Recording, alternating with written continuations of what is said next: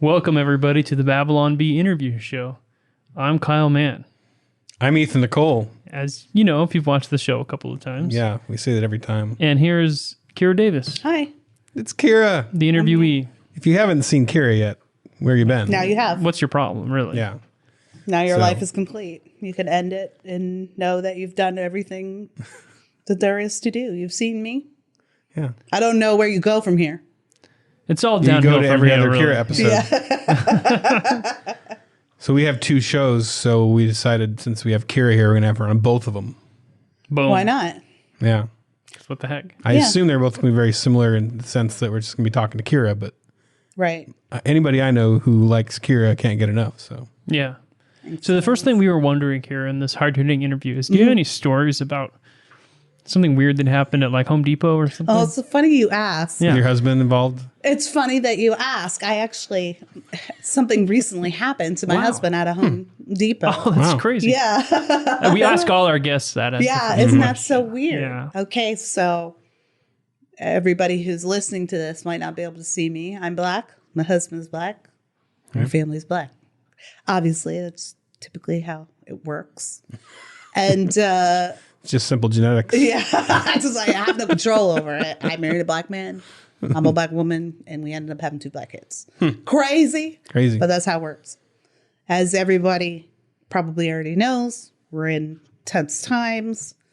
Race is a big issue, and my husband and I live in suburban Orange County.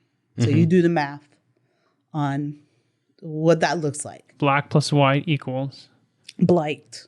That's the math. She told us to do the math. I was trying to do the math. Black plus Orange County. Failed maths. Equals, I don't know. you stick out like a sore thumb. I'll Orange. say that. Bounty. So my husband was at Home Depot the other evening, and he comes home and he says, I was looking at plants, and this lady, this white lady, was standing next to me, and I could feel her staring at me.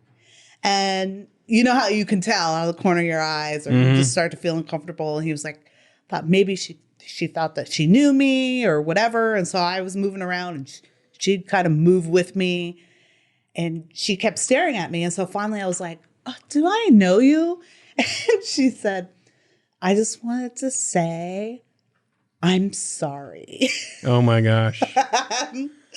My husband, who She hadn't run into you or something before this, or accidentally pushed you. This is a stranger. It was a strange white Complete lady. stranger. Just, I'm sorry. Standing next to a strange black man. I hit your car outside. And my husband was like, he is Turned to not him. really into all of this angst. And my husband's a very like average guy. Go to work, come home, support your family. And the raging and the justice, that's me. That's my beat.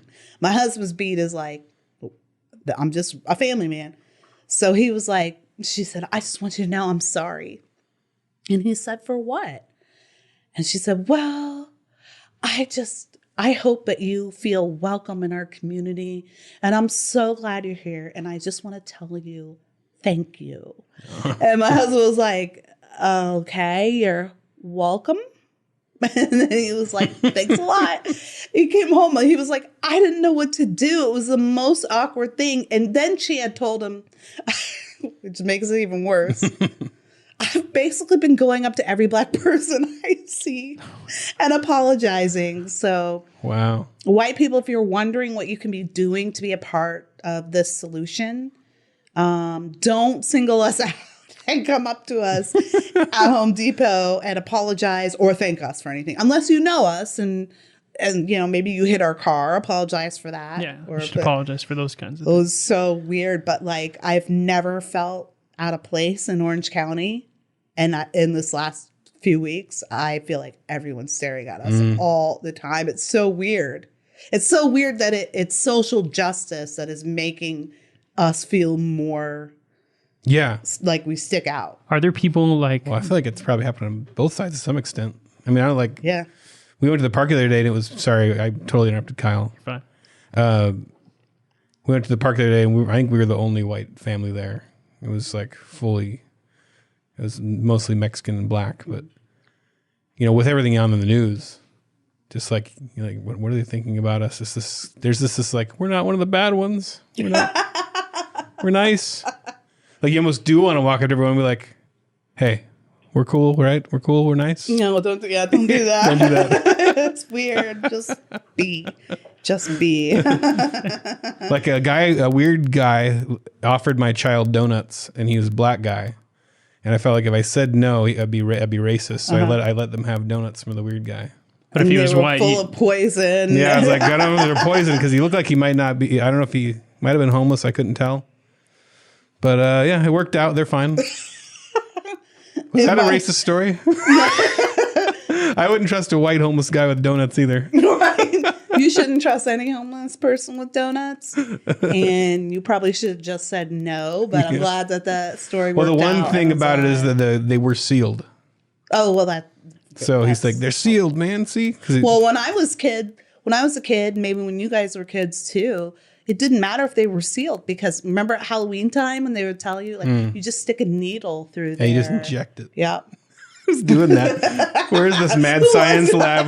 Inject the methamphetamine into the Tootsie Roll. In a popcorn ball in all my 45 years. But Okay, what were you saying? What were you saying? Sorry. No. And I want to get onto this Halloween candy thing. Okay, it's a good topic. Because it's strange to me, like serial killers and stuff, they have some psychotic drive to do this, right? But it's like they do it and then just be like, some kid somewhere's got to... Yeah.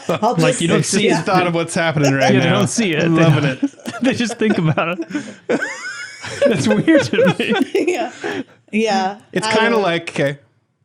Like recently, I saw that somebody like put a note on a piece of cheese in a grocery store and it said, I hope you're having a good day and like you can do this or whatever. They just put a random note to a stranger. They're never going to know. So it's just the opposite of that. Yeah. So that It's like person's when you probably do normal. a good deed. They want to like know that this good thing happened somewhere, but they don't need to see the results. But serial killers are the opposite of that. Yeah. Like So they they want to want to watch set it. out murder. Yeah. Yeah. They just like that they're spreading murder.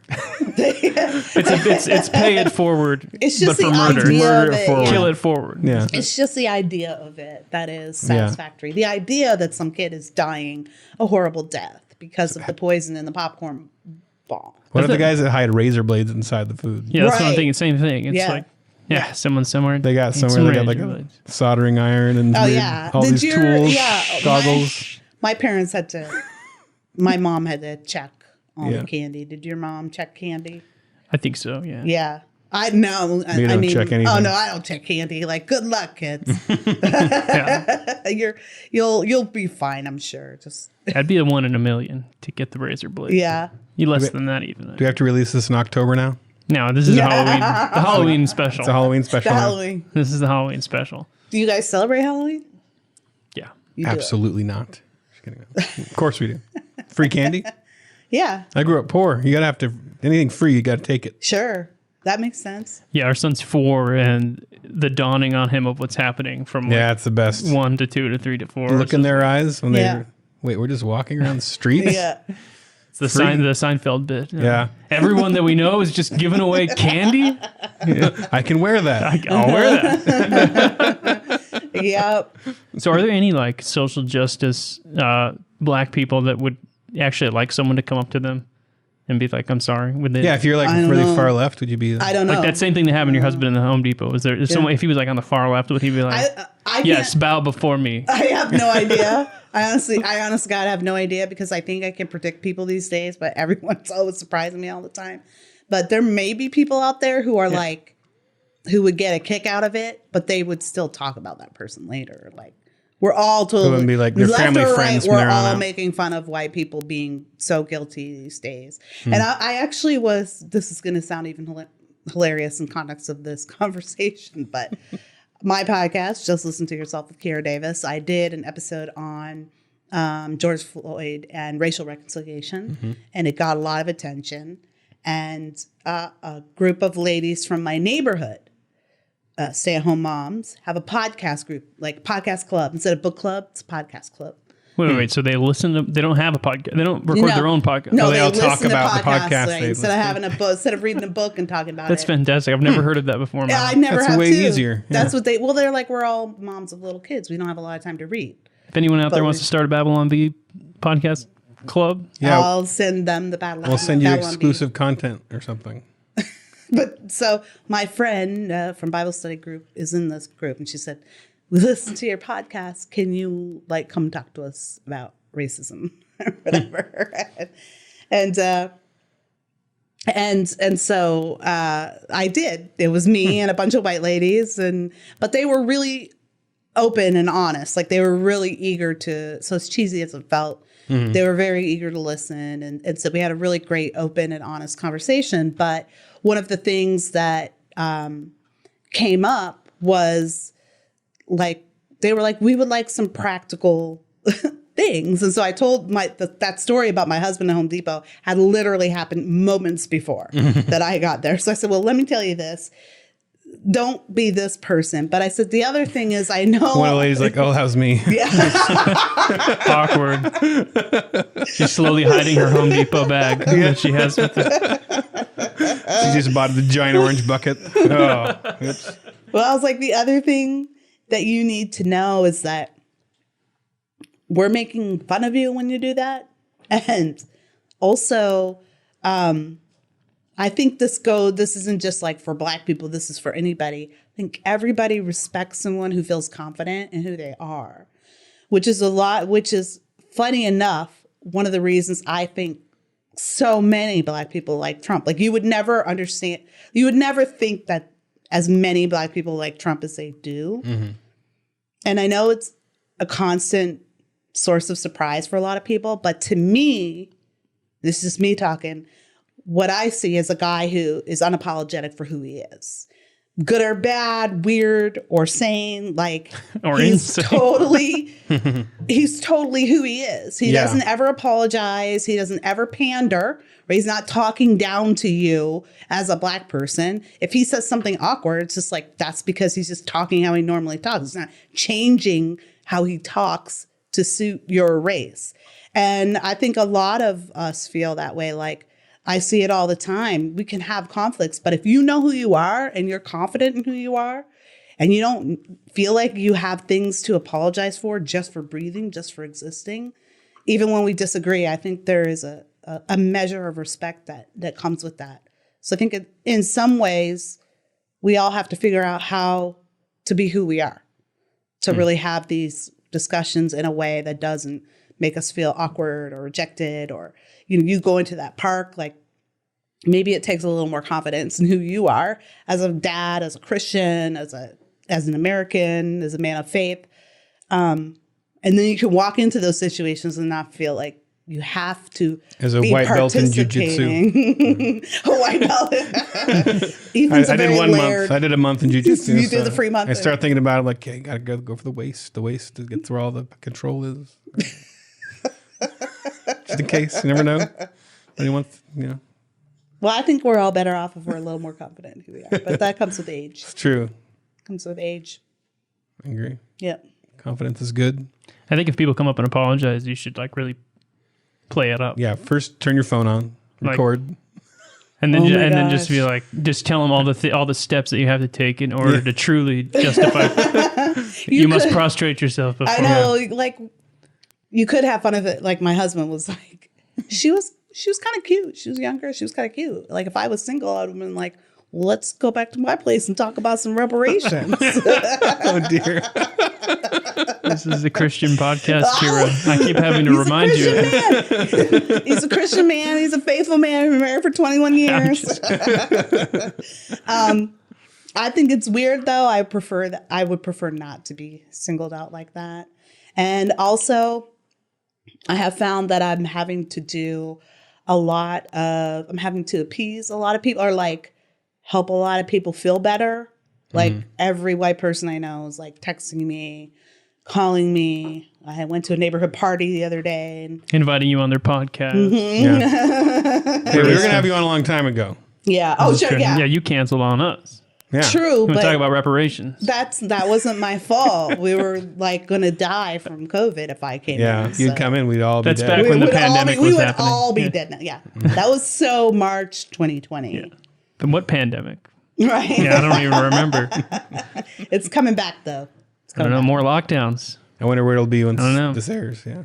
Airs is a weird word. I know that like every Plays. statement the Who releases, and the Who sounds like a band. I know. Yeah. It Who sounds, releases yeah, Like the CDC band? will- Are they on top of this? Every statement they release is just creepy because it keeps being like, oh, this thing might come back every year. Yeah. This thing might take years to disappear. This might never go away. Yeah. It's like they're preparing you to be locked down every Yeah. year. And it's just, No, I've don't know. actually been very pleased with how unruly Americans have been with this whole thing. Even as it pertains to how Black Lives Matter has come in and totally erased our panic over COVID. Even that to me is like, yes, this is the American spirit. We don't like to be told what to do. Sure. Yeah. Yeah.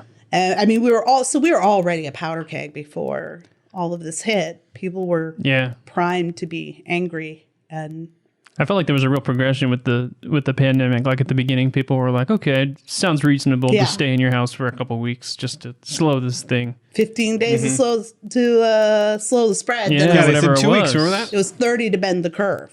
Bend the curve. Yeah, Right. flatten the curve. That was the I remember flatten motto. the curve. Yeah, And now they're saying what they want 2 weeks of no deaths or no cases before they'll open up. Right? That's the last thing I heard. I don't know what state, No, like it's the California. same one. Are we, Yeah. Yeah, everyone's done. I heard listening. Disneyland is coming back. Are you Yeah. going to Disneyland? Well, I never go to Disneyland. Really? It's too expensive Miserable for me. place. It's too expensive. I don't have Disneyland money. No. That's Sad. for, yeah. I We'll take wish. you on the Babylon Bee dime. Great. If Babylon Bee wants to do a podcast at Disneyland, Ooh. I am for sale. Uh, Do it. you can be bought, is what you're saying. I can be bought. Absolutely. I don't have a lot of standards when it comes to this business. Yeah. And I don't mind saying that. Okay. How much did your life change? Like, So you're actually- pre-pandemic to pandemic. Pre-pandemic to pandemic, how much did it change? Like, did you stay inside anyway, or and it didn't change much? Oh, no. For me, it didn't change much. I'm mostly close to home. If I go out, I'm like going out. Like I'm going to LA. Like I'm going to do business there or whatever. I do a lot of business in LA.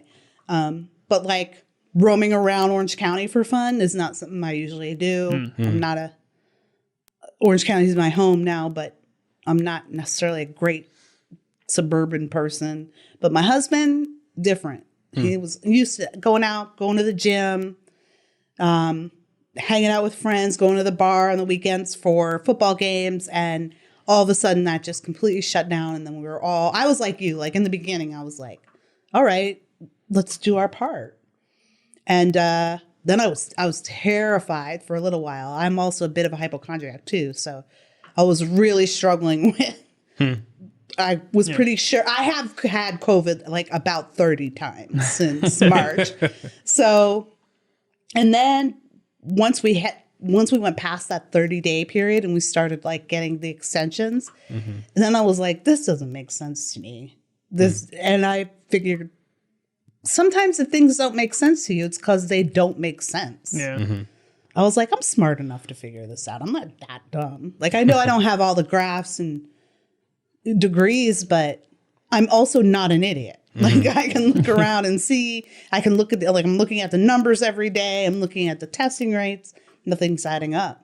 And that's when I was like, I'm done with this. And Orange County is pretty unruly. We don't care about what the northerner libs do. And we don't care about LA County. We pay a lot of money to be able to go to the beach and go to the pools and walk the trails. And so people just started doing it without the governor. And eventually he has had to catch up to us. I don't know if we'll go back into lockdowns. I don't think so. I don't think we can tolerate it. Yeah, it was funny. Gaviner. The I Gavinator, did it again. I That was the know. third time I've said that. the governor was like, he kind of watched when people just started doing things, and then he would announce, "No, it's okay." Science. Yeah, science. But like you would see people going to the beach, and then he's like, "Oh, everyone's ignoring me," and then he'd have this press conference. It is okay to go to the beach now. Yeah. Yeah. Yeah. Oh, really? Thank you, Governor. Yeah. All the churches said they were going to open on May 31st, and like 3 days before, he's like, "It is okay for churches to open." We're still closed as of this interview. Too. We're still closed. You guys are closed. Churches, yeah. I think our church is Some closed. are open. I don't know how big. But a lot in the area have opened. I don't know whether I think it depends on how big. Ours is very small. I do not envy pastors having to make these decisions, because some of them are just like, if one of their seniors died or something, they would feel terrible, you know. So they're being careful. I respect that. I respect that, but I did fire off a very Karen-y letter to my pastor yesterday. I said enough is enough. I feel bad pastors because of the Karens. So, you know. I mean, yeah, we're part of your flock too, so deal with it. But I've been like everybody else, like, of course, I'm like you. I don't envy pastors having to pastor through this, but there is a line where we need to decide, are we going to let God be God? Or are we going to let the state be the state? And I was telling them, look, the world's on fire right now. This is the time for the church to step forward. This is the time to be physically present, not in a Zoom, but physically present in our community, not just feeding people. Our church is still doing that. We still got our volunteer programs going out, but we're not congregating. We're not communing. We're not growing this community, which is what we're always called to do as Christians. If there was ever a time for us to lead on what the kingdom of God looks like, it's now. Like, we have to get out there. We have to be an example. The world is burning. We're still shut down. And who's leading? Who is leading on this? It has to be us. There's no other solution to this crisis without Christ. And so for us to be still worrying about this issue of a virus that the numbers don't even really add up to panic. It's real. I'm not denying it. It's real. It has its issues.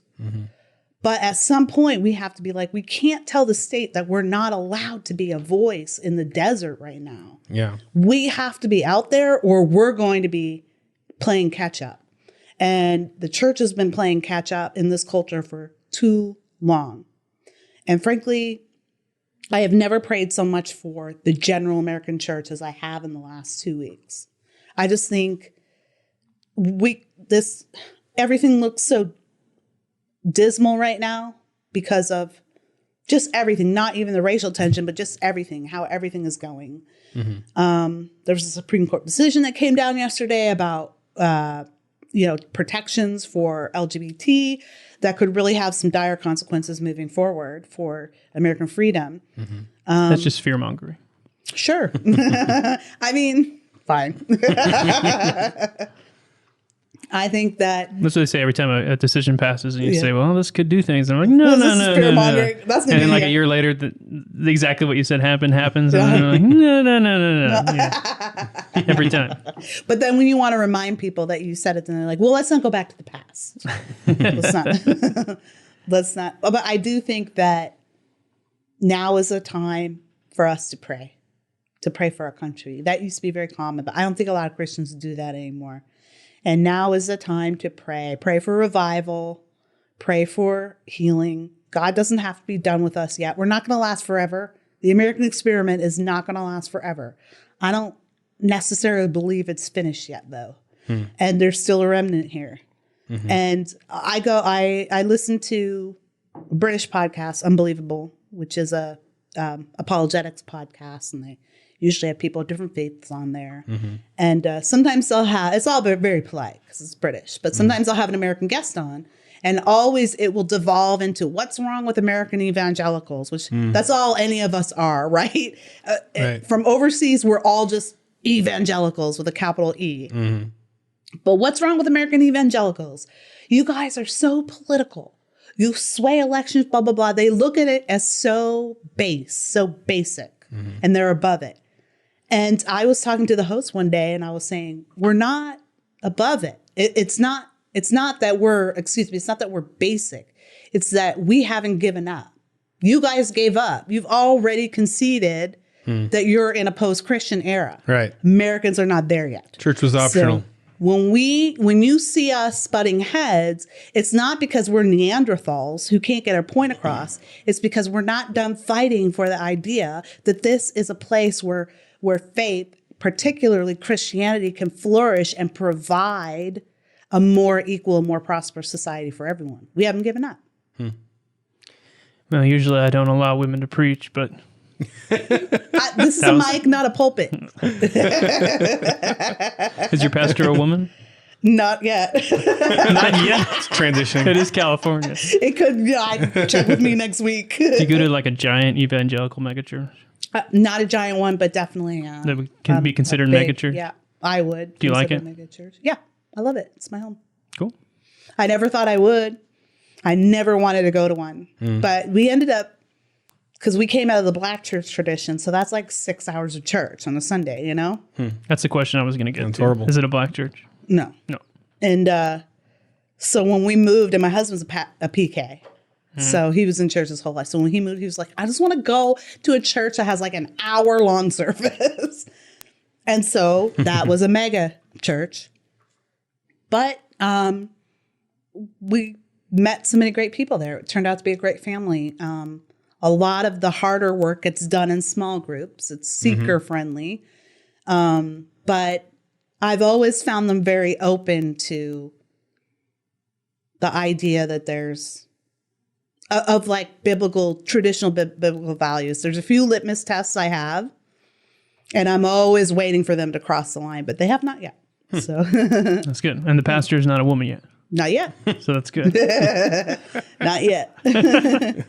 We do have female junior pastors, like junior high. And that's it. What are the litmus tests you look for a good church? Like inerrancy. I always look for that word, inerrancy, in the statement of faith. Right. Biblical, what do you call it? Like strict biblical values or whatever. Sure. Yeah. Interpretation.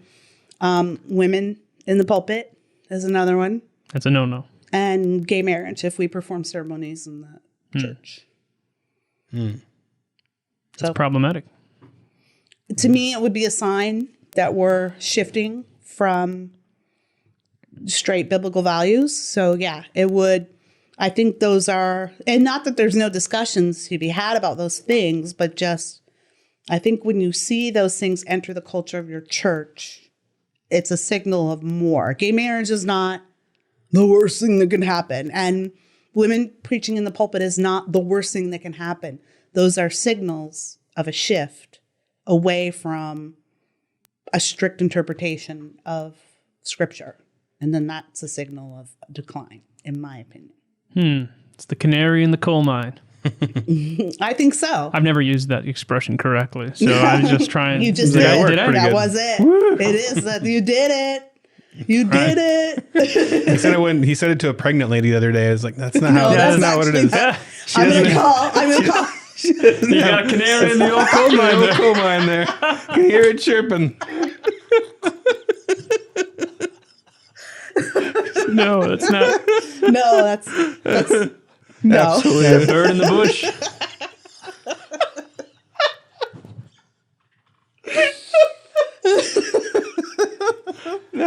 No. That was filthier. No, that's not what I meant. Dang. This is the first time we derailed the Babylon Man. Oh my gosh. Oh my goodness. Tearing up on that one. Oh my goodness. Yes. No, that you used it correctly this time.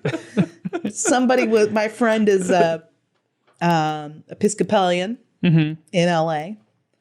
And so she works for the Episcopalian Church, which is notoriously swings pretty far to the left these days. Yeah. And of course, with all of this, her parishioner crew was asking, how do we get more Black people into the church? You know, we want to diversify. How do we get more Black people? And I told her, I was like, tell them that if you want more black people in church, you need to take the sign from in front of the church that says Black Trans Lives Matters, because I can tell you that transgender issues is not the number one priority for the Black community. And it tells me that you don't understand what faith is to the Black community. So you can't like cater to people to get them come in the door and you don't even understand the culture. You're saying Black trans lives don't matter? Oh, Flower bed. Wait, you take the Lord's name in vain? I just God's getting dead with a flower-bedded. lower G. Lower G. I do not. She's talking about Thor. Great God. I do not take the Lord's name in vain. You can ask my kids because it is a source of great embarrassment for them. Because when their friends come in the house, as soon as someone uses Jesus, I'll be like, I'm like from the bottom of the stairs, like, no, we don't take the Lord's name in vain down here. Nuh-uh. You can go home. And my son will be like, oh my Flower God, bed. I'll be like, no. I had a friend that was kind of gangster, but he would not say God or Jesus. Yeah. But he would say every other cuss Every word. other swear word. Yeah. He grew up That's Catholic, how so I he'd be am. like, Yep. gosh, baby, gosh, mama. He would throw gosh in, which was, I've said God a few times in this podcast. I generally don't say it. but we're And just when I do, riling but I you think, up. but Yeah. yeah, I have a potty mouth. I cuss like a sailor, but Yeah, you I will control not yourself take pretty the well Lord's name in vain. so far. Absolutely. Yeah, Bridget Featherstone came on this. She was like, they'll never invite me on again because I could not control my potty mouth. I don't remember her cussing that much. No. Pretty good. Did Yeah. she? Oh, okay. Go Yeah, it was ahead, fun. Bridget. We'd have Bridget back on, I'm sure. Yeah. Great. We'll have you back on. You're listening. Come on, Bridget. Bridget. She's a doll. Well, we have a surprise for you. Bridget is in the next room right here. Candace. No, with Candace Owens. That's a callback. That's a callback to the much Yeah. older episode. You'll we have to did. go back to that other episode. That happened I was weeks on. ago. We don't even remember it. When by the time this airs, what do you think is going to be going on in America? That's the crazy thing. Since we're recording this one a few weeks in advance, Yeah. this could be completely irrelevant. I know. I was like nervous when we were talking about. Trying to talk about things Really that are more modern timeless stuff. because, Yeah. the attack bears could have been unleashed at this point. Like, God only knows right now. Yeah, like cows bred with human faces or something. yeah, that'll be like a headline, a real What headline if that? Yeah. in a few weeks. Well, I feel like maybe in a few weeks we actually might be to the zombie portion of this apocalypse. Yeah. We might actually see. That's what COVID actually does. Yeah, everybody that died of COVID, the 120,000 people in America or whatever, are Yeah. going to start They to rise again. come back. Yeah. Well, we That all know would from watching Walking Dead that you're going to be like a samurai with a couple of zombies I'm on for chains. it. I'll do it. I'll do You're it. leading them around. Yeah. Yeah. Yeah. Well, yeah, use them as protection. You cut their jaws off so they can't bite. I love it. You're Michonne. Michonne is the best. Yeah. Why did she have them? It was for the smell or like. so they yeah, because they were like, blend in with- yeah, they helped kind of camouflage her. I stopped watching when the guy with the baseball bat and the barbed wire baseball bat came on because it was too much. It was so Negan. depressing every episode. Negan, I did too. I lasted a season. I was right before that and I dropped off. Really? I lasted a season after that. Hmm. I was okay with them killing Glenn. Spoilers. Is that the? I was okay with them. I think it was Asian like guy. 4 years The ago. Asian You were American? okay. Yeah, he's awesome. Loved Glenn. yeah, I was really sad when he died. Broke my heart. That's the last episode Yeah. I watched, I think. I watched a year. I said, all right, I get it. But after that, you're right. You can tell, I think, that the writers are kind of caught in a contract. It's a cycle. The I don't think characters, they're, yeah. Yeah. the character's journey. Mm-hmm. They find find a some new new area. land. Yep. They all get murdered. Then they sit on the side of a lake for about 7 or 8 episodes and cry. Yeah. Like there's like 7 episodes where it's like, Earl's dead.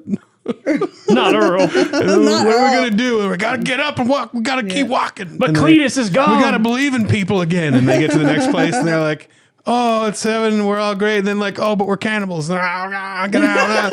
People are worse than zombies. That's the lesson. Get out of here." And then they start over. They Cycle. always look at the camera and go, "We are the Walking Dead." Yeah. And We then are the virus. yeah, we are the We're virus. we are the Nature virus. is healing. Nature's healing itself. I love a good zombie movie or a zombie show. I'm totally down for it. Zombies, I'm really into. And then scary dolls. I love a Oh wow! give me a scary doll Annabelle. movie. Me and my daughter freaking love Annabelle. Yeah. She actually dressed up as Annabelle for Halloween one year. I missed the whole Terrified Annabelle every craze. kid- It was from Yeah, Conjuring. we right? talked about this What? last time she was on. Did we? Yeah, Yeah, it's like a Could talk continuity about and horror stuff. movies forever. Could talk about What's your horror movies favorite forever. horror movie? Number one. The Conjuring. That's your favorite horror Really? movie? I Of love all it. horror movies. For Classics, modern. But listen, Conjuring. here's my thing on movies. I love movies. I don't have, it's hard. If you ask me what your favorite is, that's hard for me. It might change depending on the season of sure, my but right life. now you're saying The Conjuring. Right now I'm saying The Conjuring. Now there's nothing that's going to top Nightmare on Elm Street when you watch it. But when my kids watch Nightmare on Elm Street, Silly. they don't look like Cheesy. nothing to them. Yeah, it looks cheesy. To me, Which one's that? Is that Yeah. Freddy? That's Freddy. Freddy Krueger? Yeah. Okay. And I can remember being a kid and watching on cable with my best friend, and then we just fell asleep on the couch because we were afraid to put our feet on the ground to walk to her bedroom.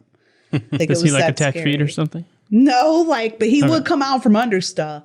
I'm the voice of the homeschoolers on our podcast. 'Cause we don't know who this guy is. My daughter is Is he the 12. dream guy? Is he the guy that goes in the dreams? Okay, I know. Claw, hat. Yeah. Claw hat, Stripes. crazy face like this. Yeah. Hey, it looks like He got burned up.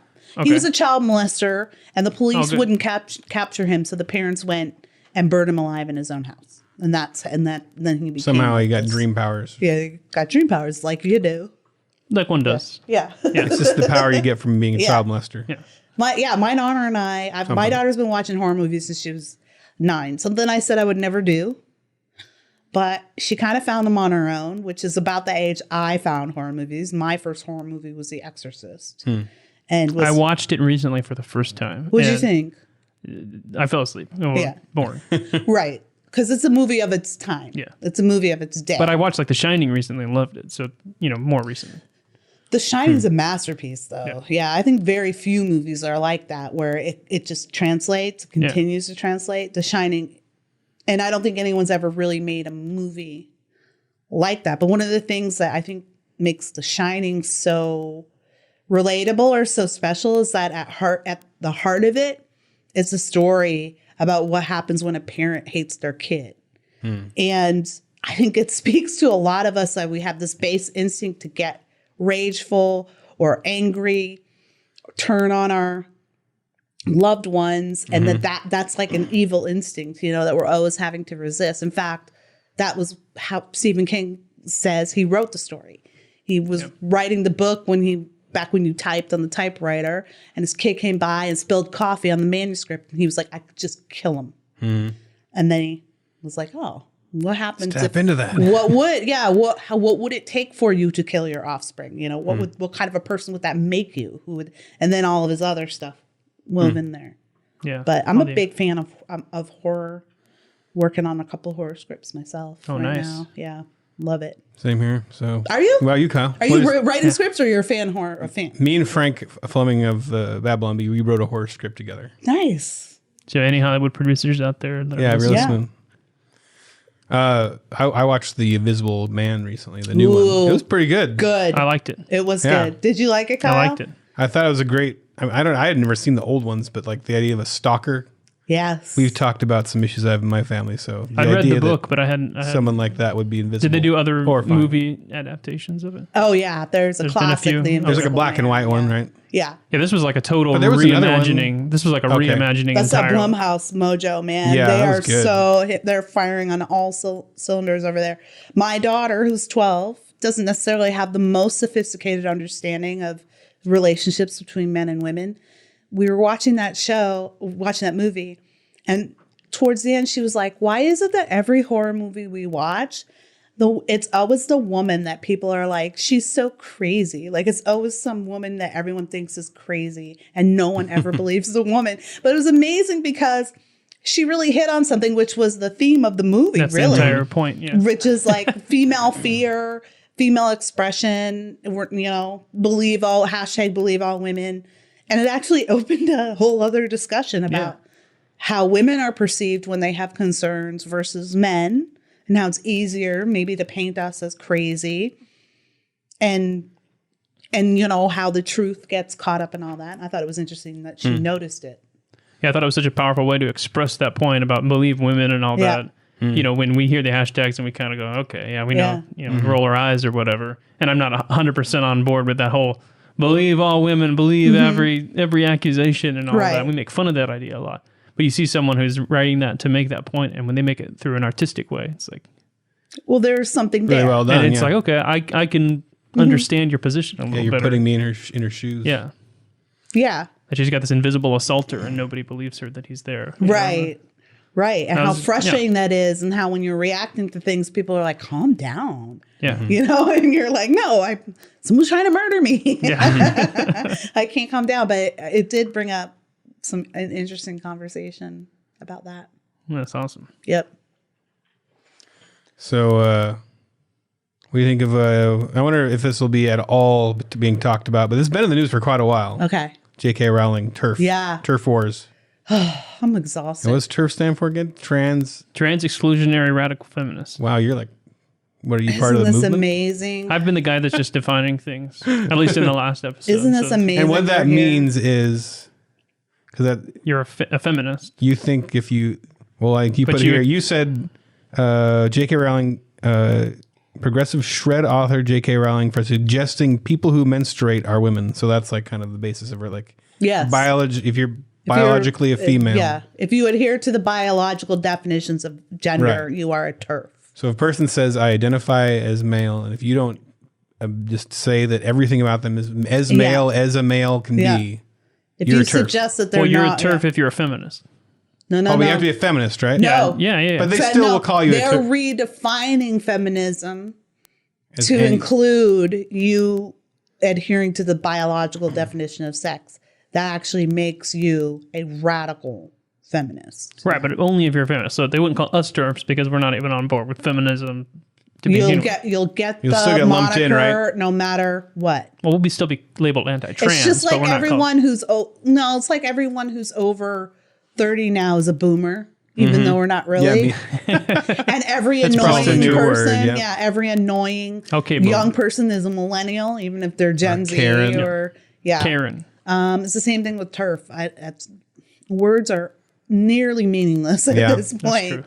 But yeah, my son even called me a TERF the other day because I suggested that women menstruate serious? and men. Yeah, he was serious. Man. Wow. And my son's like, I don't think he'd call himself a conservative, but he's definitely like middle of the road, libertarian.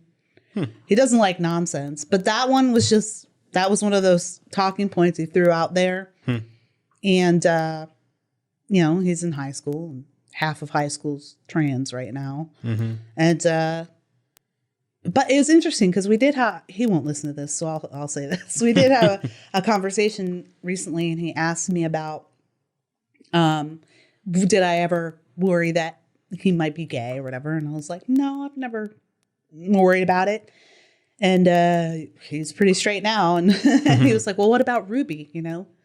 She's only 12. Like, what if she's gay? And I'm like, well, I'm not too worried about her either, to be honest. He was like, well, what would you do if she's gay? And I'm like, I don't know what is to do. What's to be done? She's still my daughter. So you'll understand that when you become a parent. But I said, to be honest with you, I wouldn't even take her seriously if she told me that right now. Because I think that a lot of sexuality that we see these days is because it's a social contagion. It's a like a virus. It's a trend. Trend is the more, it's a sillier word to use. It's a buzzword that ticks people off. But really, I liken it to a contagion. And he surprised me. He was like, yeah, to be honest, I've been kind of thinking the same thing lately. Like, he's like, I'd say half of my friends are gay or trans. And like half of them have decided they're not at some point, like in high school. They fluctuate. Yeah. I had a lot of friends that did that too, like, because I was from small town Oregon, and then all my friends moved up to like mostly either Eugene or Portland, the bigger cities. And like a bunch of them went gay or bi. Yeah. And then that all kind of ended, like, a lot of them stopped. Yeah. Just I kind of think wilted away or something. A lot of it is just this pressure that kids have when they turn 12, 13. It's like, what are you? They want to fill up. What's your orientation? What do you identify as? And they're like, oh, I don't know. I don't have feelings for anybody. Maybe I'm this or that. It's so messed up at that age. They're like showing them pictures. Are you attracted to this or this? Yeah. What are you? There's this strange Talking about litmus pressure. tests for the church.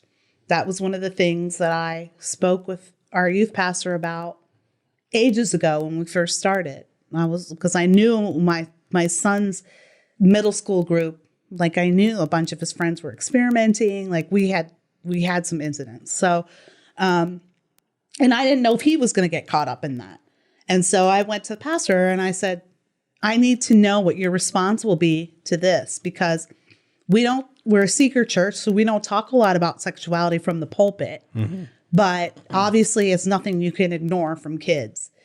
And I want to make sure that you guys are addressing it in a biblical response, because at this age, and this is what I told my son too, at this age, there are a lot of kids who actually just need someone to tell them, oh no, you don't have to be like that. You know, there are a lot of kids who are just looking for one adult. Yeah. Some are going to struggle, and maybe that is what they are. And then that's how they move forward with their lives. Obviously, those people are out there.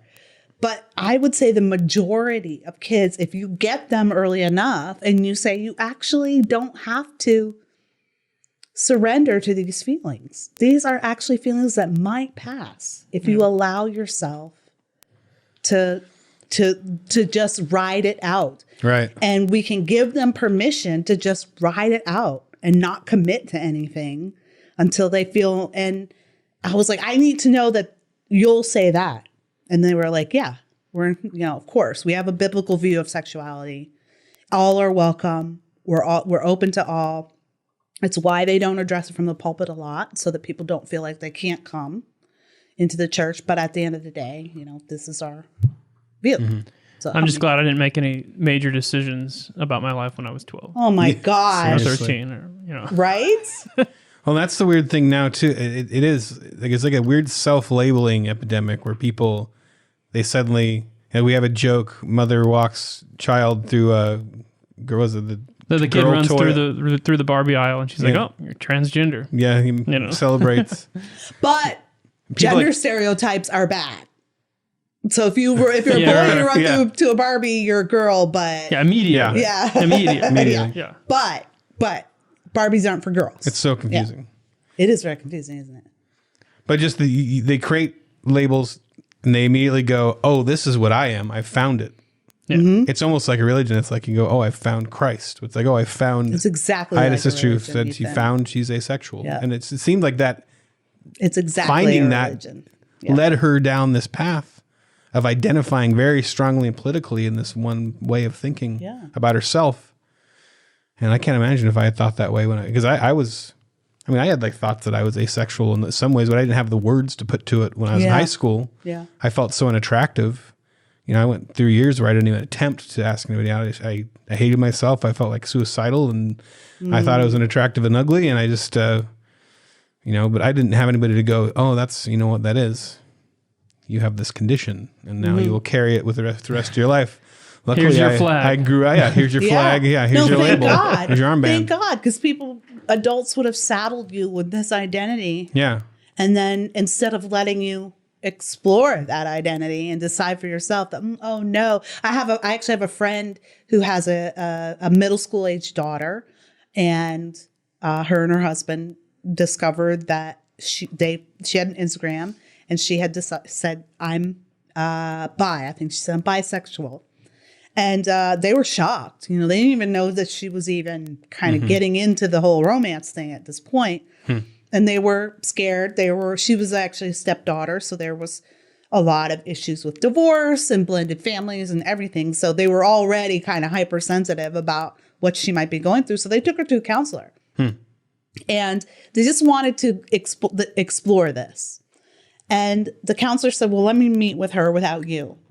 And he did. I don't know how they chose this person, but they trust him, and he did. And then when the session was over, he said, yeah, no, she's fine. Like, this is a case. And he did say, I'm seeing this a lot, where a lot of them don't even really know what it means, but it feels special. And what she really meant when they dug into it was, I love everyone.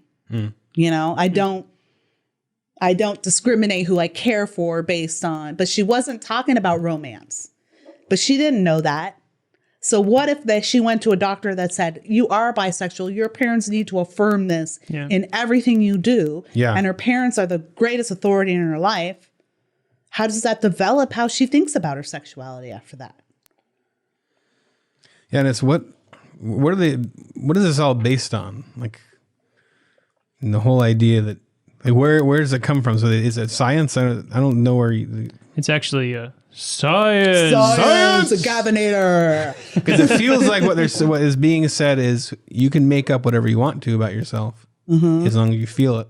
That's what happens. And everybody else has to treat it like it's the truth. So, like, where does any? That's what happens when we rip God out from under our communities and our kids. So we've spent the last 50 or 60 years trying to convince ourselves that God has no place in the public square. We took him out of school. We took him out of the workplace. Can't have his, we still swear on the Bible, but we can't have the 10 Commandments in a courtroom. We've done our best to remove God. So who tells you who you are? Right. God does. That's why I came to Christ, because I was lost and lonely and hurt, didn't know where I fit in, was rejected even in my own family. And here I found a God who was like, I chose you. I created you. You're a part of this thing. I adopted you into this kingdom. You don't deserve to be a prince, princess. And yet I call you to my right-hand side. You inherit everything, even though you've done nothing. That is an amazing, it gives you a sense of purpose, right? Even like you struggling and feeling worthless and not knowing, like, I feel confident speaking for you here. Like, when you find that there's a God who says, oh no, I created you with purpose. It doesn't erase all the pain, but it does give you an idea that you matter. Right. And you have an identity. I had an identity as a Christian, as a child of God. That's really special. You pull that out from under people, it creates a vacuum. Something's always going to fill the vacuum. That we all pick a religion. If sexuality has become a religion, we worship at that altar. Sexuality has even stolen the rainbow as a symbol of that religion. A religious symbol repurposed for another religion. So it's just people searching, and I don't mean to, degrade or denigrate or devalue the struggle of people, or, I know everyone does it differently. Some people feel like, I've just been this way my whole life. I'm not trying to say anything about your journey, but I am saying that there's a vacuum that gets, and I think what we're seeing is a vacuum, and sexuality is a huge part of God's plan for human beings. And that is why it's one of the first things to be attacked, one of the hardest things to discuss and to overcome and to be healthy about. It is literally the mechanism for which we create life, and creating life is the closest thing you can get to being the God. Yeah, I think the identity and the labels thing was such a clever tactic to get kids to buy into this whole thing, because I remember when I was that age, I identified with anything. Like I played Nintendo 64. I'm Raphael. Yeah, exactly. Well, you do buy, like, you buy into a brand, or like I was all big on Nintendo 64. My kids my friends like PlayStation. I was like, I'm the You're the Nintendo kid. You identify with. Oh, look, I'm still wearing Nintendo gear, and it's so powerful. And I've seen studies about people that buy brands, and it's not that they're buying a product; it's they're buying this identity or this lifestyle.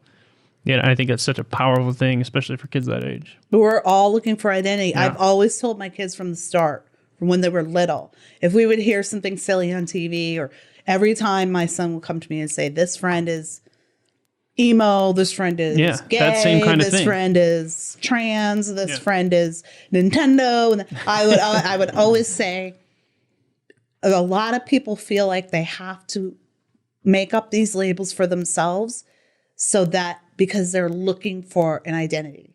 And that's something we never have to do as Christians, as children of God. We never have to search for our identity. We already have it. We're already confident in it. And so that's why I don't worry about my daughter. That's why I never worried about my son. I can't explain that to them, because they've been raised in this world that says you're born gay.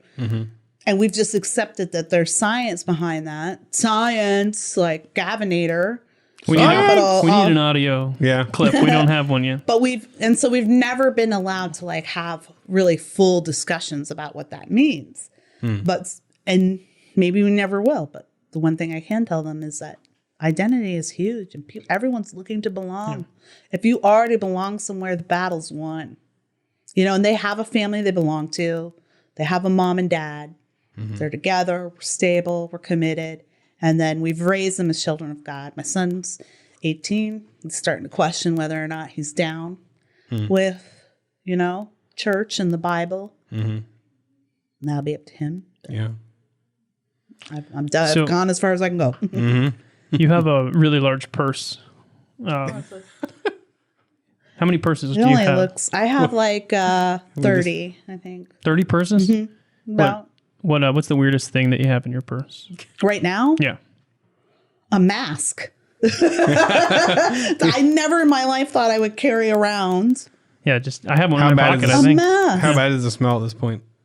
Or are you washing them? Right? No, I don't Mine wash them. reeks. Well, I probably infected more people with my mask than without it. Like I don't Yeah, you're rewash blowing them. out of that All I old do, rotten- I just wear it so I can get into stores. Yeah. Like, I don't like. Yeah, I would say the mask is the Yeah, weirdest for sure. thing in my purse right now. It is such a strange thing. Yeah. Like we're all carrying masks around. Oh yeah, my kids leave the house. I'm like, do you have your mask? I go, what's happening? Totally feels like a post-apocalyptic film we're living in. Yeah, for sure.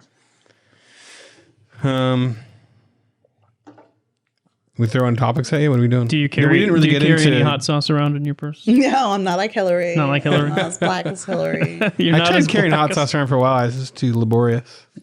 I like hot sauce You don't a have lot. a purse. But you don't have a purse. Yeah, If so you I had have to a like have it in purse- my little pocket right, or something. That's I don't weird. have a shirt with it. Yeah, it's Yeah, just- that's not cool. Do you rotate your purses through like but do you have the same one for a month or two and then Yeah. rotate? Yeah, That's what I my have wife does. I have the same one for a month or two, and then maybe if I'm going out and I want maybe I want a bigger purse because I need to carry more, or maybe I want a smaller purse because I'm going to maybe a bar or something where it's not convenient to have Yeah, a those big. giant It depends on your location. My husband is very annoyed. Are you annoyed by the number of your wife's purses? She doesn't have very many, but like I said, like 3 months, 4 months, she'll just get another one. And My then the other husband one thinks I disappear. only need one. I think my wife may just have one. Maybe she has others hidden from me or something. Well, she does the thrift store thing. She probably gets cool Yeah. ones at the thrift store.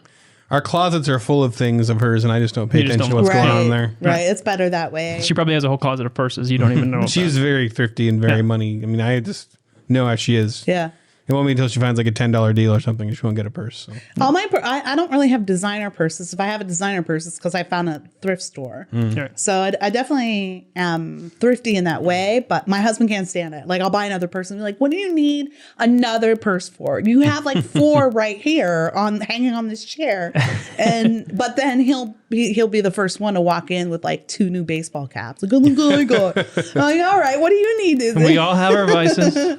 It's always right. something. Probably the only thing I spend money on is the cigars, and I just light them and they burn them. They just get burned away. Yeah, you probably spend more on cigars in like a day than your wife does on purses for a Oh year. yeah. Don't say. Don't. She probably listens to this. Yeah. Just so you know.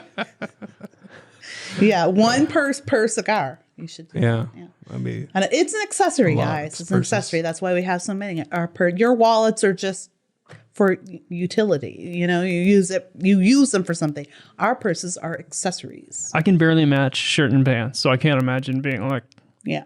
I got to find the bag that matches. I kind of have a this. man purse I carry. But see, we like it. I think it's fun. Like oh, does this look cute with this one? Or is this going to be practical? My favorite thing is to find a really cute purse at the thrift store and then everyone compliments on you. And that's when you can go, it was $5. no. It's like an accomplishment. The bragging. Oh, totally. Do you Totally. carry snacks into the movies in the giant purse? Yeah.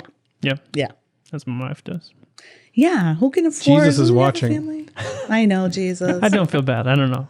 Like we'll still maybe buy the popcorn and the drink, but she'll Always bring in buy popcorn. she'll bring in Yeah. the candy. We're not going to spend the $8 on the little box. We'll buy it. We'll buy. It's a big box, but Yeah. there's not much in there. We'll stop for soda. Like if all of us are going, we'll stop for sodas at the gas station and then we'll get candy if we want candy. But we'll buy popcorn at the theater because you can't replace You can like pop movie popcorn and put it in the. Yeah, but it's not That's kind of movie strange. popcorn. That's what I'm saying. Yeah. Although I worked at the Dollar Show 150 years ago when I used to live in Nashville when I was a young woman before I was married. I worked at the Dollar Theater. You know, $1 per ticket. They make their money there on concessions. I think Right. all theaters Mostly, do. yeah. Most do, but the Dollar Show movie people show get all the movie especially. money. So it was probably like 50% more expensive than at the regular theater. So really? people go in and they'd be like, what? I can't afford a $15 small popcorn. You know? Like you spend $1 to get But in it's like, well, this is how this works. This is capitalism. But when we would go into the theaters to clean up after a show, I swear, begrudging respect for how people got stuff in there. Buckets of chicken, pizza boxes. Like, how did these things get in there? I didn't even see like full meals. And no one bothered to carry them out, you know. Full steak dinner on a plate. And full meals. I candles. was so amazed at how much junk people actually got into the wine theater. glasses. Yeah. Just crazy. Is that the weirdest job you've ever had, or have you ever had a weirder job? I would say my current job is the weirdest job I've ever had as an op-ed writer. It really is. It's a bizarre job because it puts you in positions I forget that people listen to me. I forget that I'm a public personality. I don't think of myself like I don't walk places and people recognize me. But if you're a reader of conservative opinion, you've probably read something of mine or seen me on Fox. Mm-hmm. And sometimes I forget and I'll make a joke or I'll say things and then it'll get picked up by like the opposition. And it'll be like, editor at large for Red State, Kira Davis said XYZ. And I'm like, well, that was just a joke that I was saying to a friend on Twitter. But it's bizarre to suddenly have these labels thrust upon you that don't apply to you at all. Like, I'm just a stay-at-home mom. Yeah. I'm just a stay-at-home mom. We got embroiled in this big political issue, or I won't even mention it, but it was a huge issue. It involved a lawsuit because I was a member of the blog. The lawsuit hit me too. And I was like, this is so crazy. I got the New York Times calling me, Wall Street Junior. This should make Wall Street. Wall Street Junior. Like, remake Wall Street for kids. Little articles on economics that explain things with lemonade stands. And But I read an article about myself at it was at the Times, I think. And it was quoting old opinion articles of me and relating them to the current. So Kira Davis said this about women's issues and blah, blah, blah. And it was like, these things weren't related at all, but it made me look out to be this horrible, like misogynistic, racist, like right-wing nut job. And I remember telling my husband, like, this is so weird. Like, I'm a stay-at-home mom. I am not a celebrity. I am not a public personality. I'm just a mom. I write because I want to raise my kids. So it's the best thing I can do and be at home. This is the weirdest job I've had. Yeah. Truly. It's a weird world. Have you ever had anyone dig up like old weird tweets of yours? No, because I have tweet delete. So you delete, how long out do you do? 500 days. 500 days, they're gone. Gone. I don't even want to mess with that. I think we're really at the tip of the iceberg of this phase of people getting canceled because you think about everybody who, when did Twitter start? 2009? 2008? 2010, I think. Really? Somewhere around there? Yeah. That recent. So 10 years ago, so you're going to have kids who were 12 then that are now adults. And that's just starting. That those kids that got Twitter when they were that age are now adults, becoming 18, 19, 20 now. Yeah. We might have to revolve through a few more years of this before it hits. Yeah, you're gonna see a lot of Everyone's that gonna need to get stuck in the snare before they realize, oh, this isn't a great idea. Maybe there wasn't a good idea to cancel everybody for everything. I'm just thankful we didn't have that when I was like, I mean, the earliest for me would be like MySpace. Yeah. I created a weird Star Wars fan site in like 1997 or something. But you know, there's cool. How do you cancel? That sounds really cool, Kyle. Shame. I hang my head in shame. I had my Angel Fire page. I'm glad too. I feel sad. Like imagine if everything you ever said in high school was like out there right now. Oh my gosh. No, I can't even bear to think of what I said 2 years ago, which is why I have my things at 500 days. Some people don't. Like I appreciate that about Ben Shapiro. He's never erased anything from his timeline, even though he has said, when I look back on some things that I've said, like 10 years ago when I first started, he's like, yeah, obviously I was really immature. I mean, now he's a dad, he's a husband, he's a business owner. When he first started, he was just some punk kid out of, smart ass kid out of Harvard or wherever he went. And, but he has committed to keeping that stuff up there. He says, I think people should know that I've grown, and I don't think I should run away from that, but I don't have that courage. No. I respect that. Saying, yeah, we're living it up. Yeah. Leaving up the own tweets. So he doesn't respect you, but he respects Ben Shapiro. I respect that. Believe all women. It doesn't mean, yeah. Right. I respect it too. Yeah, I have great respect for it, and I'm not brave enough for it. I don't think so. I'm not saying it's the way to go, but I'm saying I respect you just going, yeah, you know what? I do too. Yeah. We didn't really get into J.K. Rowling. Wait, were we talking about? It's been crazy. Oh, we're talking about TERF. Oh my gosh. We kind of went a little bit. But isn't it insane how she's getting it's crazy? It's bizarro land. She's getting all the celebrities are turning on her. To think every person in her what a group of little ungrateful little so and so. She made every last one of those little flower bed. Completely. She made them filthy rich. Oh yeah, her actors, and full of privilege. Yeah. And the only thing she said was women menstruate. Men don't menstruate. Women menstruate. And for that, she is being excoriated. Everybody that she made rich and famous and privileged as all get out has disowned her. Mm-hmm.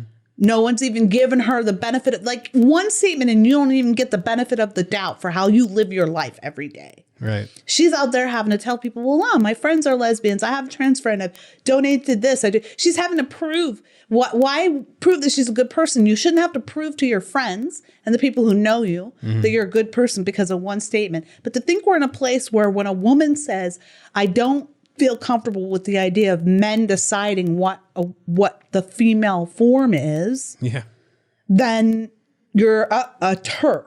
Right. I never thought we would be here. This is why I say pray. Pray for this nation. This is chaos. This is confusion.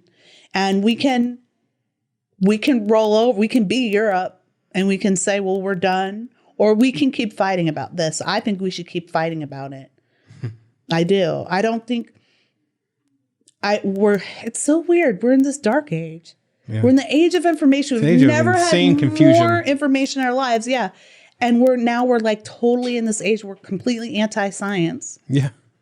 Anti-medicine. It's bizarre. Do you like Harry Potter? No, I tried.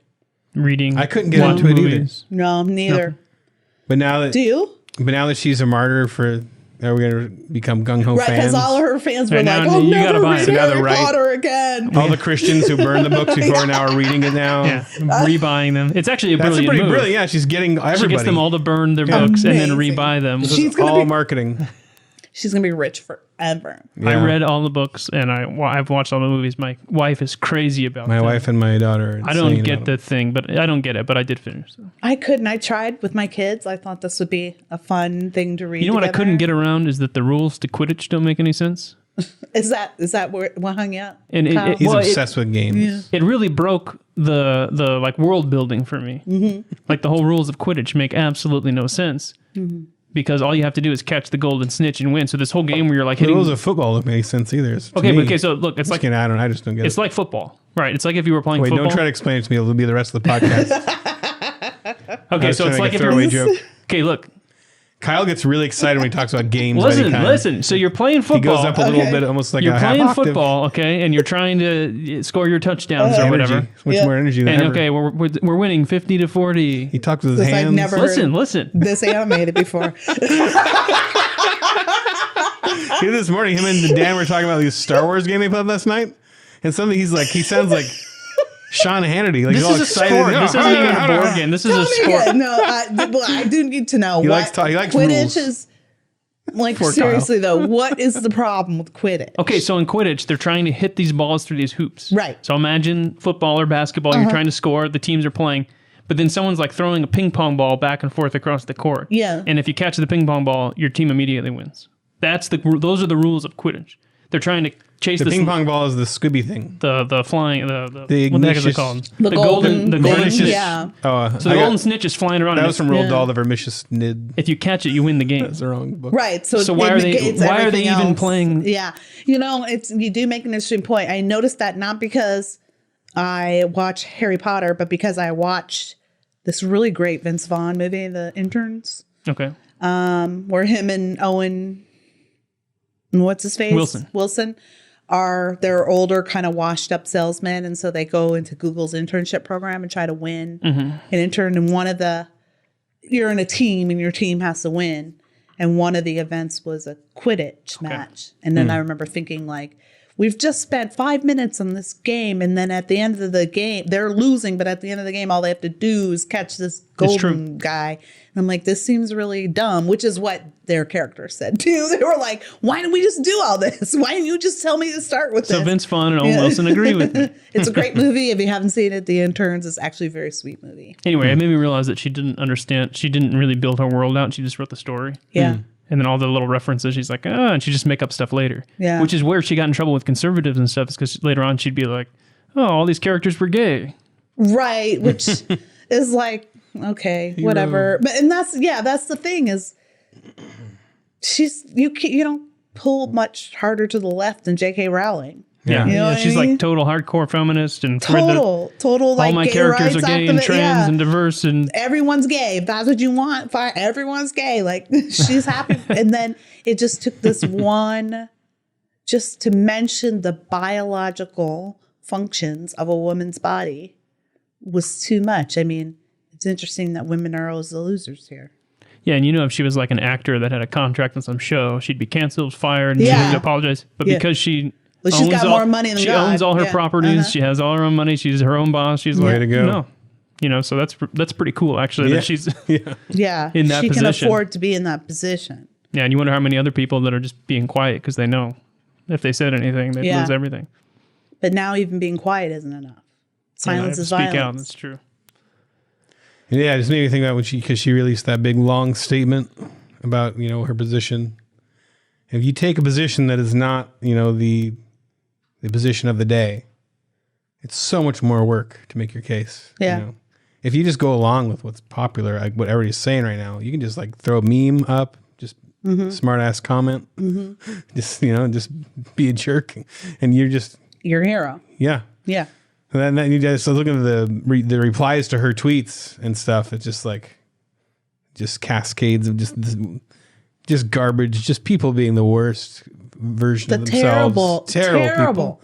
They feel so justified to be that way. Not that's only what that, the internet's for. I guess so. Not only that, but it's so pathetic and sad how many people have attached their self-worth to what a very rich white woman says about periods. Well, you put it that way. It's really funny. Like you're reading a whole list of people who are like, I'm never going to read Harry Potter again.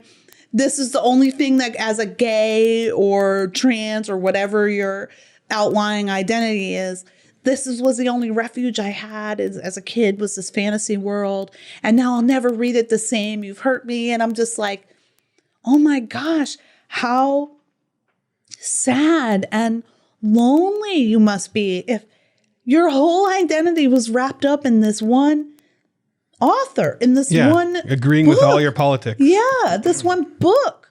Or even she's the author, but you can read the character still. Right. It's so bizarre. That's not how their minds work. No, we were talking about earlier sad. how if we thought about it like that, like if we were like we can only read, we can only watch movies I with. was so disappointed. I just found out that it was a big James Cameron's liberal. What? Oh no! I now have to delete all his movies. I can never watch another Terminator. And then you just sit on Twitter waiting for him to tweet anything, and you reply TERF, Yeah. or whatever. He's memeing. I will never be able to watch. You're garbage now. You're human garbage. Avatar is worthless. Yeah. Well, that's true, It was but- great, Well, but definitely. That's just because. it's sad. It's very sad. Again, going back to, even though my kids might stray from my own political ideologies, I do think we've where we have gone right is provided them with an identity that is they're Davises, they're Christians, you know, they're part of this kingdom, they're American, and they're Black. You know, these are solid identifying points that are immutable. They don't change. They're not based on how good or bad you are. There's a lot of kids out there that don't have that comfort. And reading J.K. Rowling's timeline was so sad to me. So sad. Like every person who was saying, I'll never read Harry Potter again, I literally thought as a mom, like my mom's heart was like, this person needs a hug. Like this person needs someone to say, you don't need J.K. Rowling to affirm who you are. You don't need anyone for that. And why can't you just enjoy the fact that she made a book about magic kids and enjoyed it? Right. I get that. I'll get that now and then. So right? I just discovered the guy that made Axe Cop is a horrible, you know, they'll call me like a right-wing poop bag. But I'll say it with more badder words than that. He's a poop bag. With more bad words. More badder words. And, you know, now I can't enjoy any of his stuff. Yeah. Well, none of the stuff I made was about any of those views. It's about, you know, something we can all agree on. You know what? Childhood's funny. Everybody that makes your favorite movie or your favorite TV show, even you know this, is a horrible person. Yeah. Like in every way, there is someone on the TV show that you watch that oh yeah, Hollywood's full of horrible people. Forget about their ideology. They probably do some pretty sick and horrible things at home that would shock you. I mean, that was like the whole, when the Me Too movement started up, how many of those people were massive scumbags and they just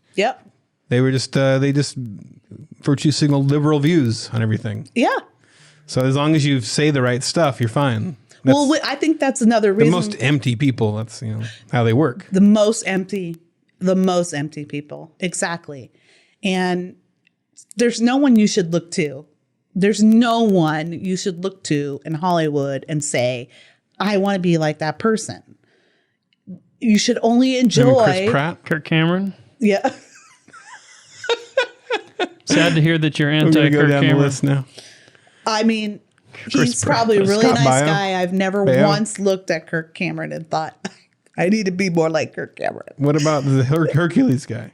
Kevin Sorbo. I know Kevin. Sorbo. Yeah. Denzel Washington. Nice. I like him. I don't want to be like him, but I like him. I like him. Him and his wife Sam Sorbo. What are you is Googling? Awesome. Christians in Carmen. Carmen. He's not in Hollywood. Have we talked about Carmen with her yet? I was just going to ask I don't think we did our 10 questions. Yeah, we still got to do your 10 questions. Okay, let's do our 10 questions. I don't know how long we've been doing this. How long are we supposed to be doing I don't know. this? I think I don't know. Time flies. I can't tell what time it is. Probably getting close, but Kevin Sorbo. What about him? I don't know. Oh. He's a Christian in Hollywood. He's a Christian, and his wife, Sam Sorbo, is a huge advocate for homeschooling and school choice. I love them both. So you don't want to be more like them?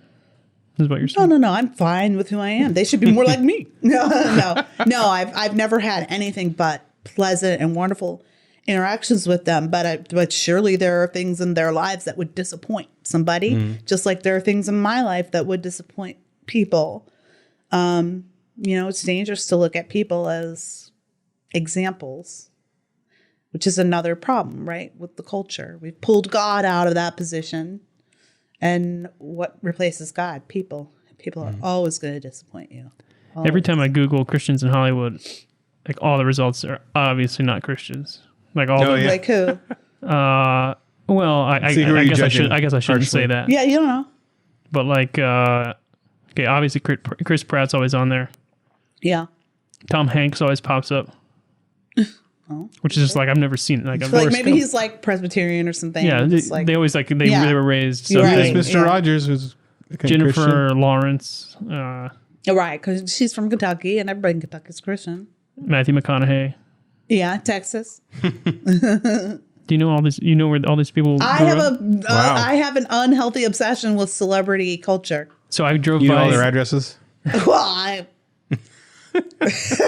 Whoa. She got silent there for a second. Well, I don't have their addresses, and I don't drive by their houses on a regular basis to look to see if they're coming out to put the trash out. Have you ever done the Hollywood bus tour? Mm-hmm. Really? I've never done that. I was just about to say cheesy. I took my mom on a couple, like It's that's actually respectable. fun to do your touristy stuff when people come in. You see a different, see the city from a different light. But I love celebrity culture, so yeah, I like the gossip items, the blind gossip items. Ethan, you don't know what the blind items are? Blind gossip? Gossip about the blind people? Like, oh, this guy. No, it's not this guy is reading Braille porn. It's not porn. for seeing impaired people. It's gossip that is the subject of the gossip is obscured, so you have to guess who it is, but it's hot tips from people in Hollywood. Okay. So there you can look up blind items and it'll Eyes pop are up. glazing over on this. I don't know. Anyways, I know Hollywood who stuff, else is on there. This is how I know a lot of useless information about celebrities. I'm addicted to celebrity gossip. So you buy those magazines at the beginning of the grocery store line. Do you buy them? I don't know. I don't understand what the appeal is, but they're right there, so they must. A lot of people must buy them. Are you one of them? Huge sellers. Yeah. Yeah. You buy them? No. Oh. I'll get all my information. I can get all that online now. Yeah, that's true. I did. Now I can go online, and now I can get tips like directly from the mouths of some celebrities. Some celebrities like to do that. They'll call in tips to this line because it's the only way they can really tell the truth about what's going on. So they're anonymous and the gossip is anonymous. And they'll give clues like this A-lister who just divorced a B-list star who is a reality TV star was caught using coke in the McDonald's bathroom on Sunset Boulevard, something like that. And you'll have to guess. They'll give you clues and you have to guess. Sounds like a game. It is kind of like a game. A game, did you say? Oh, Kyle's perking up again. The game is afoot? So Christian Slater was picking his nose the other day with the corner of his napkin. Let's see, what do I have? Info on Christian Slater is that recently Christian Slater was You don't even know who he is anymore? He's a Christian, obviously. Yeah, he was on Mr. Robot. That was his name. Oh, that's right. He's in Mr. Robot. It was big. Mr. Robot was big. I lost interest pretty quickly, though. Because Sam Esmail. Is that the main guy, the guy with the big eyes? Sam Esmail is the director and the writer. Oh, okay. We shouldn't have been. He should have just been the writer or just been the director. But second season, they gave him both, and then it was just all navel gazing. It was just Sam, like, looking at himself in the mirror. I'm a big Sam Esmail fan, but I don't think he should be doing all the roles in his work. So Carrie Underwood is a Christian. And, and I was driving by the sign out here by that arena, and it says, every day is a new day, in quotes. And then it says, Carrie Underwood. He created that? And I'm like, I doubt Carrie Underwood created that. He made that up, huh? Wow. And is that even who anybody thinks somebody hear the quote, every day is a new day? There's an inspirational quote from Carrie Underwood. The sun it is what it is. Will rise tomorrow. Yeah, and it's like, wait, hang on. Like, just because you said it doesn't mean that you can put your quotes around. Things are going to be all right, Karen. Things are going to be all right. Maybe she bought the rights to it. She's pretty rich. That was like I heard the Medea guy. What's his name? Tyler Perry? Yeah, I always get mixed. I want to call him Tyler the Creator, but that's the other guy. Oh, no. They're way different. Tyler the God. But then I get Tyler. Yeah, no, Charlamagne the God. He's not the God. Charlamagne. And then I get Tyler the Creator mixed up with Chance the Rapper. Oh, yeah, Chance the Rapper. But Chance the Rapper, I don't know how much you guys know about that guy. He is hilarious. Oh, yeah? Because he's a Christian. Like, he's a real born-again Christian. But he's also a rap artist, like a secular artist. And my husband and I were just watching this show called Rhythm and Flow on Netflix. And it's a rap reality show, like a competition. It's got T.I. as a judge, Cardi B is a judge, and Chance the Rapper is a judge. Like letters. It's actually a pretty good show. It's really creative. But Chance the Rapper, he would crack me and my husband up because every time someone even got a little bit offensive, he'd be like, nah, I don't like that devil stuff. One guy wanted to record a video in a church, so he recorded his video, and it had faith themes in it. So he recorded it in a church, and he was like, nah, see, you got to be careful about recording in the church because these editors and stuff out here, they're godless, and they'll take it and they'll turn it in. I don't like that devil stuff. They'll turn it into devil stuff. He was not into devil stuff. He's the best. I wonder if rapper names are assigned like in some big ceremony, kind of like the Native Americans. They get their name like you are Sitting Bull or whatever. Is that how that happens? Okay, I'm telling you. Does someone name them or do they pick them? I'm telling you guys the truth here. Okay. I've actually. Not that you're the expert. I'm not saying anything about you being the expert. Really? Okay, you're not because I'm black. I must know. No, you just rattled off a bunch of rappers, so I'm just maybe I don't know. I'm going to sound like I know. Okay. But I heard years ago a really fascinating NPR report. It was with a sociologist who explored how we get our names, and one of the things it was a woman, and what she did was she studied the history of African American names. Why? So we joke like, oh, it's Shaniqua or Aquanetta or something, but she was like, there's actually a very long tradition behind that. We might not recognize it anymore, but it feeds into that idea. Those rapper names is that because in African cultures, which I know is a very generic term because Africa's a continent, not a country. But in most African cultures, it wasn't about last name or even where you were from, but it was kind of about your function. And so that there was a legacy in that. And even if you go on Facebook, like almost all of my black friends have some kind of interesting middle name. It's not their real middle name. It's their Facebook name. My niece is Tiffany Cayenne. Or She's spicy. My old youth group kid is figuring it out. Translating. Floyd the barber, right? Like it's that same tradition of aligning yourself with your function, not necessarily yours. Coming up next for Babylon Bee subscribers. I'm trying to get an insight. Is he still alive? Yeah, he's a life coach. Everybody always says that. It's very depressing. Carmen is a life coach? Yeah. Yeah, he Get out He's not a death coach. Are you Calvinist or Arminian? Break it down. Pick a side right now. No, I don't know. Arminian. Who do you side with? I won't listen to other conservative commentators. Oh, wow. So, who's the worst one? No. He's flying, trailing a spider on a spider web behind him. And the spider's floating through the air. being carried? Enjoying this hard-hitting interview? Become a Babylon Bee subscriber to hear the rest of this conversation. Go to babylonbee.com/plans for full-length, ad-free podcasts. Kyle and Ethan would like to thank Seth Dillon for paying the bills, Adam Ford for creating their job, the other writers for tirelessly pitching headlines, the subscribers, and you, the listener. Until next time, this is Dave D'Andrea, the voice of the Babylon Bee.